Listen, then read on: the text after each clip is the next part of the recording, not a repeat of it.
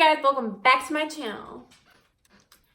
So, in today's video, we're gonna be discussing what not to say or what not to ask a chronically ill person. Now, I'm just gonna put this out here. I get that not everyone knows about the illness or like, not just about EDS, but like, you know, other chronic illnesses. So they're gonna ask questions, and having a chronic illness kind of comes along with people asking questions that might seem stupid to you, but they're not stupid because they don't know anything about like the disorder. These are questions that I get asked a lot, or I get told a lot. You know, they can bother me, I'm not gonna lie, but I'm putting myself out into the world to answer any questions that you guys have, that anyone else that doesn't know I have a YouTube channel or whatever, any illness, whatever. I am your spectacle. Also, if you don't know already, you might have followed me or subscribed to me from TikTok, because I made a TikTok out of like pure fun and just kind of joking around with my friend, and it's like actually kind of popping off. So if you want to follow me on TikTok, I'll put that in the description below. Got my handy dandy, hello, laptop that won't turn on, so that's really good for this video. Hell to the freaking low. So I've written down 11 things that I get told, I get asked, or just things in general that I kind of just want to put out into the world, you know, push it out there. So the first thing that is a terrible thing to say to a chronic ill person, and it might sound a little funky, but saying, oh, you look fine. Oh, you look great. Like, you don't look sick.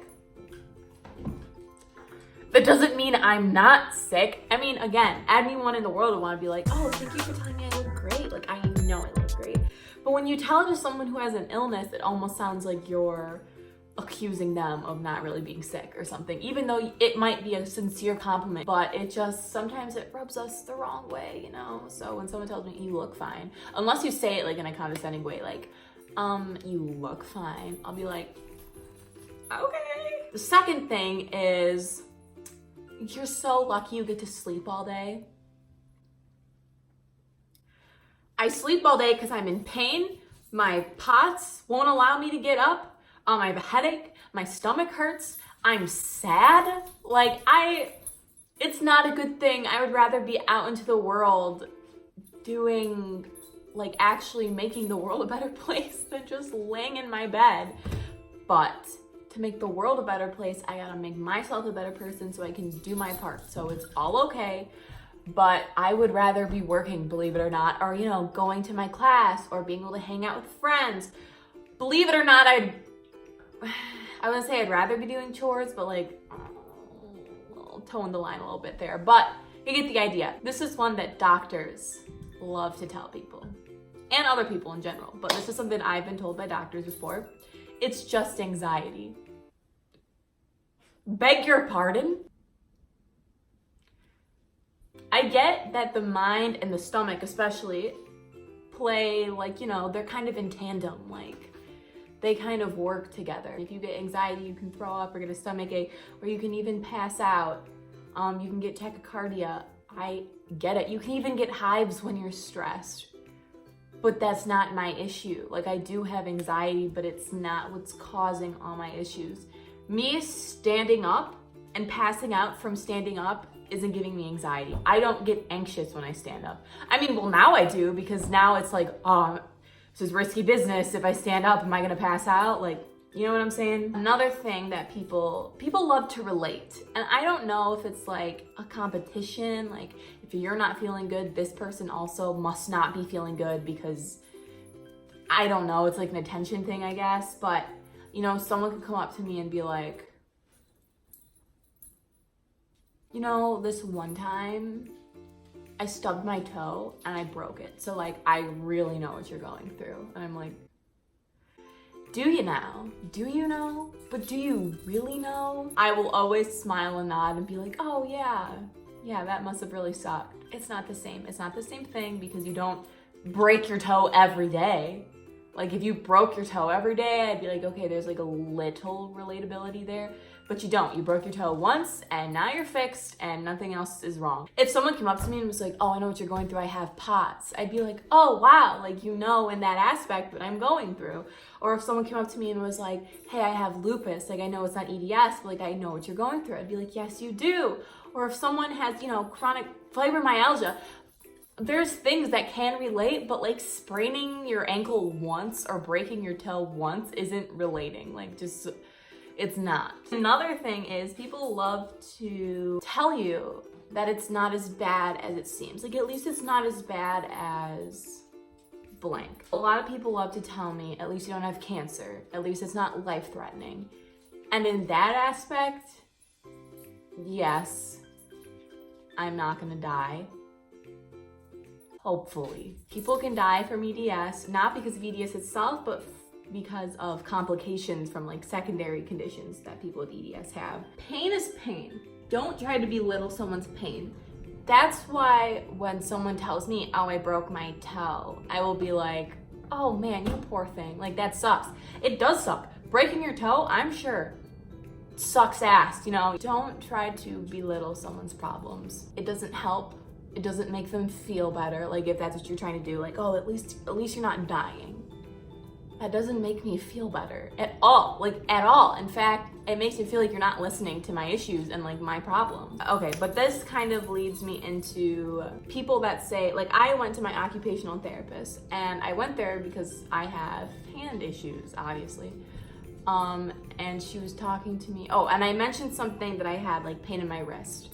I am an aunt. The rumors are true. I'm an aunt. I have a niece and she's an infant. So I'm holding said infant a lot and it hurts my wrists. And my occupational therapist was like, you know, it's a different, like bodily action that you're doing. It's going to make your shoulder sore, your wrist sore. But with you, it's probably a little more extreme than the average person because of your Ehlers. She goes, my wrist really hurt when I gave birth to my newborn, but probably not as bad as yours.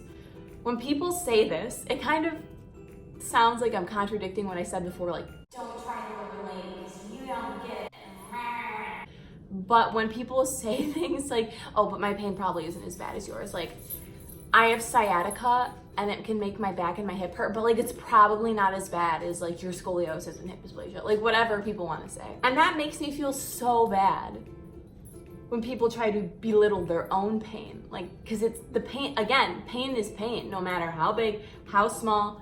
Someone could scrape up their knee and they're gonna cry their eyes out because it hurts that bad.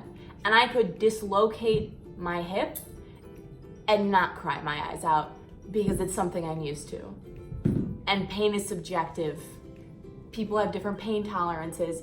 Pain is pain, and I will never disregard someone else's pain just because it seems like not as big of an issue. This one's my favorite. Ever since I was little, some of you guys know, I have had stomach issues like IBS, food allergies, eosinophilic esophagitis or EOE, and now, and GERD, and now I have gastroparesis. All those into play. Some of those are, you know, like esophagus issues, but they can still make my stomach uncomfortable. They can still give me stomach issues. Some people don't know I have those issues, they just know I have like a sensitive stomach. So if I'm eating something like, let's say I'm having some cheesy potatoes because your girl loves cheesy potatoes, someone will look at me and be like, are you sure you should be eating that?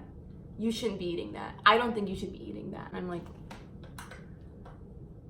I know my body better than anyone does. And sometimes the food is worth the pain. I know what I'm getting myself into.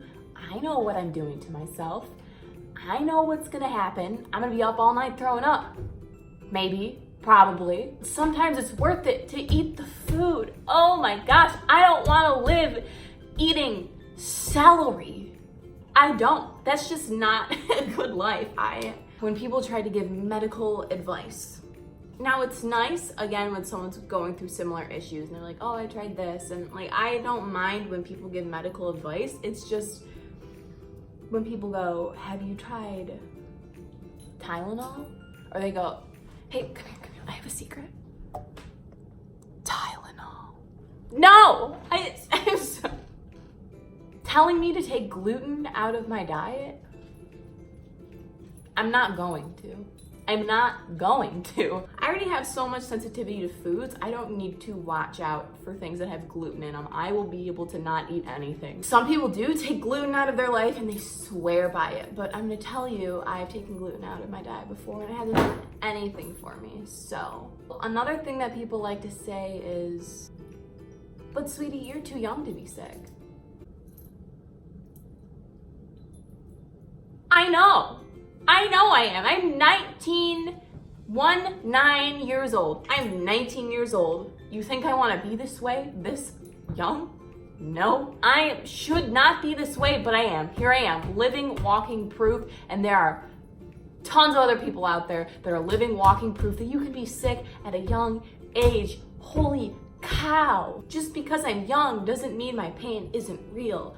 Just because I'm young doesn't mean my pain isn't real. Last thing, sometimes I'm scared to tell people if I'm feeling okay, which sounds stupid, because some people can't grasp that I can have good days and bad days.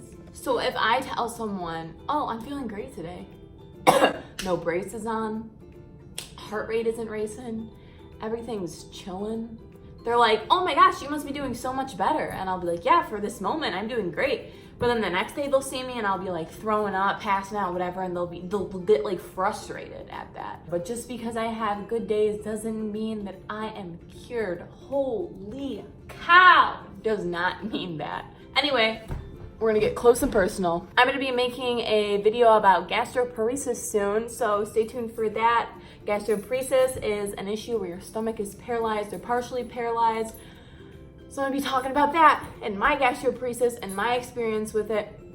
Hopefully that will be out. I'm hoping it'll be out this week because I haven't been posting lots, like I kind of want to make up for it. But also I'm getting some new subscribers from TikTok. So if you're from TikTok, what's up, fam? Welcome to the family. I don't know, I have like 200 subscribers. We don't have a fandom name, obviously, because I don't have a fandom. And if you guys want to follow me on TikTok, it'll be down below. Follow me on my Instagram, my Twitter, add me on Snapchat.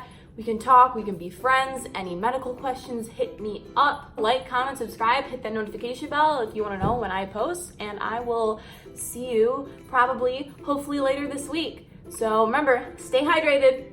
Bye.